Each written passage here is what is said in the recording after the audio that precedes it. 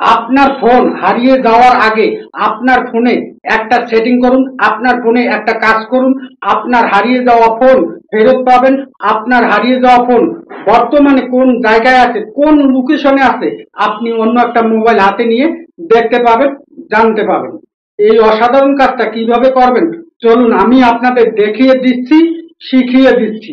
ভিডিওটাকে শেয়ার দিয়ে রাখুন।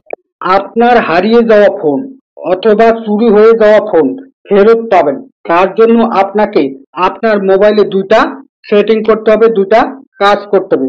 দুইটা সেটিং করার জন্য শুরুতে আপনাকে যেতে হবে সেটিং এ আসার পর এখান থেকে দেখতে পাবেন সিকিউরিটি অ্যান্ড প্রাইভেসি, এখান থেকে দেখতে পাচ্ছেন ডিভাইস ফাইন্ডার, তারপর এখান থেকে দেখতে পাবেন ফাইন হাব।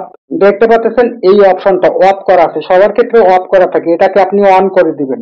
এই অপশনটা অন হয়ে যাওয়ার পর নিচে দেখতে পাচ্ছেন ফাইন ইওর অফলাইন ডিভাইস, এখানে ট্যাপ করবেন। আমার ক্ষেত্রে কিন্তু উইদাউট নেটওয়ার্ক করা আছে, আপনার ক্ষেত্রে with network in high traffic, এই অপশনটা কিন্তু ওকে করা থাকবে আপনার ক্ষেত্রে।